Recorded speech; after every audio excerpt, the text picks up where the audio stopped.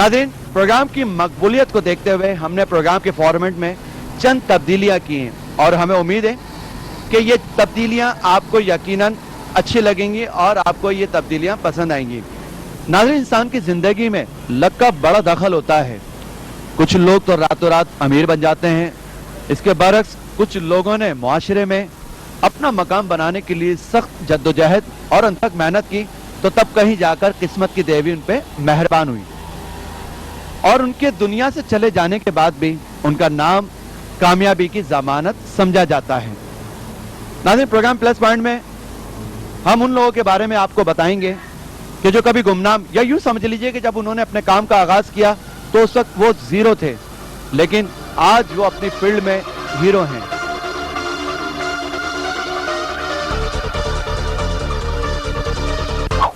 नाज़रीन, रोशनियों का शहर कराची का शुमार दुनिया के चंद मशहूर शहरों में होता है। अच्छे और चटपटे खाने कराची के शहरियों की कमजोरी है। जहां अच्छे और मजेदार खाने मिलते हैं वहां आपको लोगों का एक हुजूम नजर आएगा। जब बात जायके की हो रही हो तो बुंदू खान के कबाब को कौन नजरअंदाज कर सकता है। नाज़रीन, कराची में अलहाज बुंदू खान के 5 ब्रांचेज हैं और एक ब्रांच इनकी फैसलाबाद में है। आइए मुलाकात करते हैं अलहाज बुंदू खान मरहूम के साहबजादे हाजी अकबर बुंदू खान साहब से।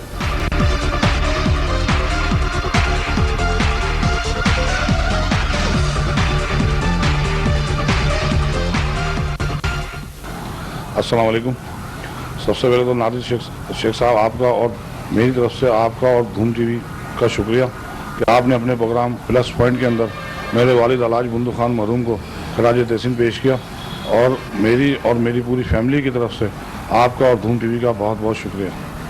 मैं आपको बताना चलूँ कि मेरे वालिद अलहाज बुंदू खान यूपी के एक छोटे से शहर मेरठ में पैदा हुए 1890 में। उस 7 साल की उम्र में मेरे दादा का इंतकाल हो गया। उसके बाद मेरे वालिद जो हैं वो चांदी के जेवर बनाने का काम करने लगे और उसके अलावा पार्ट टाइम जो है वो अपने मामू के पास शाम में डेली चले जाते थे। मेरे वालिद के मामू जो है वो ये काम करते थे। मेरे वालिद ने जो भी काम सीखा मेरे वालिद अपने मामू से सीखा। उसके वहाँ पर उनके पास बैठकर वो ये थोड़ा बहुत काम सीखते थे। फिर उसके बाद इंडिया और पाकिस्तान का वो माइग्रेशन का सिलसिला चल गया और तहरीक चलनी शुरू हो गई, तो मुस्लिम लीग में उन्होंने बढ़ चढ़ के हिस्सा लिया। उसके बाद 1950 में वो इस जगह पर आए। 1950 से 30 साल तक हम इसी तरह जो है ना यहाँ कारोबार करते रहे। 1980 में जाके हमने ये जगह ली और छोटे पैमाने से जब मेरे वालिद साहब यहाँ आए तो हमारे पास खाने के पैसे नहीं होते थे, फाकों में ज़िंदगी गुजरती थी। लेकिन आज अल्लाह का करम है, इस पाकिस्तान ने और हमारे वालिद ने हमें इतना नवाजा कि आज हम अल्लाह का शुक्र है कि कराची के अंदर क्या पूरे पाकिस्तान में बल्कि इंटरनेशनल लेवल पर हम लोग पहचाने जाते हैं। मेरे वालिद अकेले अपने माँ बाप के थे, लेकिन आज अल्लाह का शुक्र है उनके हम 7 बेटे। जब 1950 में हमारे वालिद ने यहाँ ठिया लगाया तो उनको खुद भी ये उम्मीद नहीं थी कि वो इतने मशहूर और इतने अमीर हो जाएंगे, क्योंकि जब यहाँ ठिया लगाया तो उस वक्त फाका कशी की हालत थे और बिल्कुल ज़ीरो से स्टार्ट लिया था। और आज ये जगह हमारे वालिद की जो है यादगार बन गई और आज इसी जगह से हमें इतना मुकाम मिला कि हम दुनिया में, पूरे दुनिया में हमारे वालिद का नाम फैल गया। मैं आपको बताना चाहूँ कि मेरे वालिद बड़े सादा तबीयत के इंसान थे और इतना नाम, इतना पैसा होने के बावजूद उन्होंने अपने आप को उसी तरह रखा हुआ था जिस तरह वो गरीबी में होते थे और इतने लोगों की वो मदद करते थे कि जब उनका इंतकाल हुआ तो उनके बाद लोगों ने आके हमसे कहना शुरू किया कि मैं, कोई कहता था कि स्कूल की फीसें देते थे, कोई कहता था कि मेरे घर में राशन डलवाते थे, कोई कहता था कि मेरी बेटियों की शादी कराते थे। तो ये सब चीज़ें हमें मालूम ही नहीं होती थी और वो अपने तौर पर सारा कुछ करते थे और इतना सादा रहते थे कि उनकी अपनी डेली की रूटीन थी कि सुबह उठ के उन्होंने पहले थोड़ी बहुत पहलवानी करना, जिसका उन्होंने सबक हमें भी दिया, और उसके बाद नाश्ता करना, नाश्ता करने के बाद कहीं जाना, नहीं तो हर काम वो अपना सुन्नती तरीके से करते थे। जुमेरात को सारा दिन कुरान शरीफ पढ़ना, जुम्मे को सारा दिन मस्जिद में रहना और तिलावत वो इतनी शानदार करते थे, मैं आज भी अगर वो उस अपने वालिद की तिलावत का तस्वुर करता हूँ तो मेरे कानों के अंदर वो आवाज़ इतनी गूंजती है कि मैं आपको बता नहीं सकता हूँ। मैंने आज तक ऐसा तिलावत करने वाला, ऐसी तिलावत किसी की आवाज़ में नहीं सुनी। मैं आपको बताता चलूं कि जब हमारे यहाँ जब ये स्टार्ट लिया तो जब खाना हमारा मशहूर होना शुरू हो गया तो हमें इस बात का भी एहसास हासिल है कि हमारे पाकिस्तान की जितनी भी नामवर शख्सियात हैं, सियासी भी और फनकार भी कौन सी जितनी नामवर शख्सियात हैं, सब ने हमारे पास आकर डिनर किया। अब मैं आपको बताता चलूं कि हमारे खाने में जो जायका है उसमें हम लोग खालिस मसाले डालते हैं, और सबसे बड़ी बात यह है कि हम जितनी भी हमारी ब्रांचेस हैं सब के ऊपर हम लोग खुद हर खाने में मसाला डालते हैं, हलवा अपने हाथ से बनाते हैं और उसमें थोड़ा सा प्यार और मोहब्बत भी डालते हैं ताकि लोगों के लिए इस चीज़ से खुलूस के साथ अगर किसी को खाना खिलाया जाए तो बुरा खाना भी अच्छा लगने लगता है। मैं आपको एक बात और बताता चलूं कि जो लोग मेरे वालिद के ज़माने में यहाँ खाना खाने आते थे वो आज भी यहाँ पर खाना खाने आते हैं। और मज़े की बात यह है कि जो लोग उस वक्त अपने दादा के साथ खाना खाने आते थे, जो आज हमारी भी तीसरी जनरेशन जो है वो खाना खिलाने वाली हो गई है, तो तीसरी जनरेशन लोगों की भी खाना खाने वाली हो गई है। और मज़े की बात यह है कि जो हमारे पास लेबर काम करती है उसकी भी तीसरी जनरेशन जो है ना हमारे साथ काम कर रही है। तो आप ये देखें कि अल्लाह ताला की तरफ से हमें कितना गॉड गिफ्ट है कि तीसरी जनरेशन खाना खाने वाली, तीसरी जनरेशन खाना बनाने वाली और तीसरी जनरेशन खाने वाली। जब इंडिया से हिजरत करके मेरे वालिद यहाँ आए तो सब खारादर में रिहाइश इख्तियार करी। उसके बाद वहाँ से लोगों ने आगे पीछे करना शुरू किया, वो झोंपड़ियाँ डाली थी वहाँ पर। लेकिन जब वहाँ से लोगों ने जब वो झोपड़ियाँ वहाँ से उठाई तो फिर वेंचर लाइन बोरापीर में रिहाइश इख्तियार की। उसके बाद फिर अल्लाह ताला ने इस काबिल किया कि अपना घर ख़रीदा गुरु मंदिर पे, जो आज भी वहीं मौजूद है और हम लोग भी आज तक वहीं रहते हैं। मेरे वालिद का इंतकाल भी उसी जगह पर ही हुआ। यूँ तो बहुत से एजाज़ात मिले हैं गवर्नमेंट ऑफ पाकिस्तान की तरफ से, तंजीमों की तरफ से, बाहर ममालिक की तरफ से, एग्जीबिशंस चैम्बर की तरफ से, लेकिन सबसे ज़्यादा एजाज़ की बात यह है कि 1964 में प्रेसिडेंट अयूब साहब ने मेरे वालिद की खिदमात को सराहते हुए गोल्ड मेडल और एक सर्टिफिकेट दिया जो आज तक मौजूद है। जब मेरे वालिद साहब ने मेरठ शहर में शादी की तो उस वक्त मेरे वालिद की हालत बहुत ज़्यादा कमतर थे, और जब इंसान के बच्चे होते हैं, शादी करता है तो इंसान वैसे ही परेशान हो जाता है। लेकिन मेरी वालदा को ये बेनिफिट जाता है कि मेरी वालदा ने हर अच्छे और बुरे वक्त में मेरे वालिद का साथ दिया और मेरे वालिद को हमेशा हिम्मत और जुर्रत से काम करने की तलकीन की और साथ उनकी कभी उनका साथ छोड़ने की कोशिश नहीं की।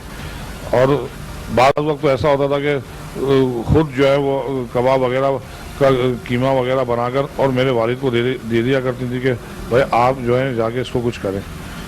और अल्लाह का शुक्र एहसान है कि जब मेरे वालिद इस काबिल हुए तो मेरी वालदा को साथ लेके गए, हज कराया और माशाल्लाह खुद दुआ शिया अलहज हुए।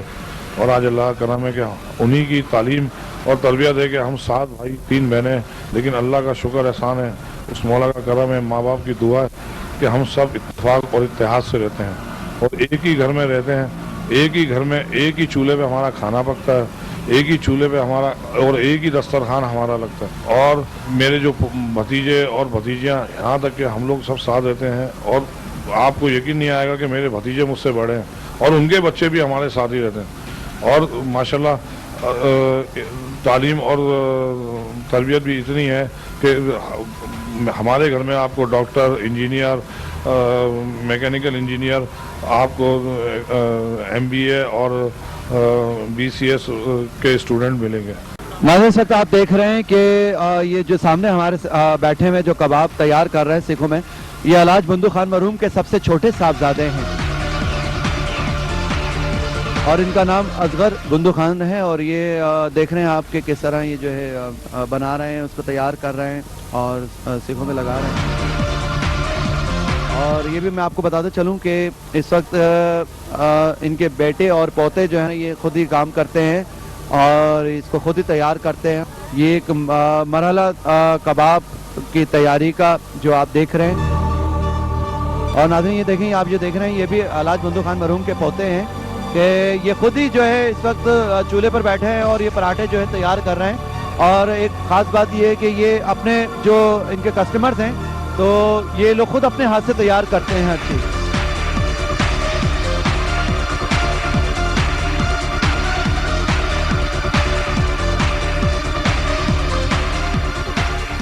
اور ایک اور پوتے کے پاس ہم یہاں پر موجود ہیں الحاج بندو خان صاحب کے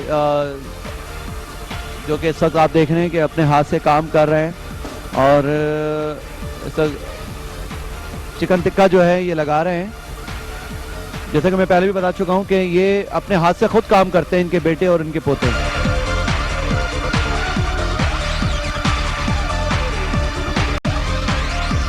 میرا نام عبدالقیوم صاحب ہے. میرے حاجی بندو خان کے ساتھ کام کر رہا ہوں.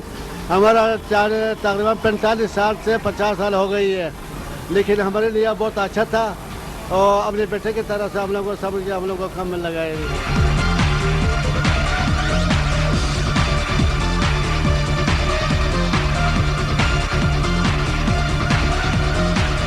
ناظرین آئیے کچھ رائے لیتے ہیں بندو خان کے کباب کے متعلق, ان کے ذائقے کے متعلق.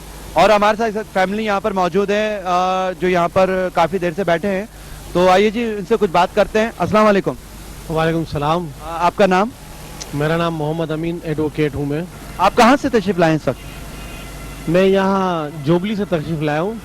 جوبلی سے ہم یہاں آتے ہیں کھانا کھانے کے لیے. آپ کتنے عرصے سے یہاں پر آ رہے ہیں کھانا کھانے؟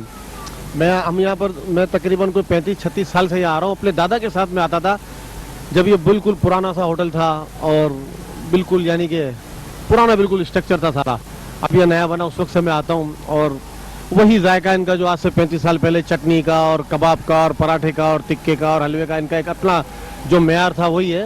اور آج اپنے بچوں کو اور ان کو سب کو لے کے آ رہا ہوں اور کافی عرصے سے ہم یہاں آ رہے ہیں. اور اچھا ذائقہ, یعنی کہ شہر میں اگر کباب ٹکا پراٹھا اگر کھانا ہو تو ان کا ذائقہ اور لوگوں سے کافی بہتر اچھا ہے.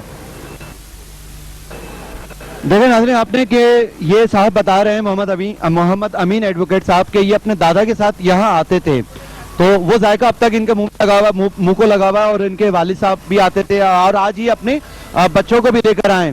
تو اب میں سمجھتا ہوں کہ شاید اب ان کے بچے بھی اپنے بچوں کو لے کر آئیں گے اور وہی ذائقہ رہے گا بندو خان کباب کا.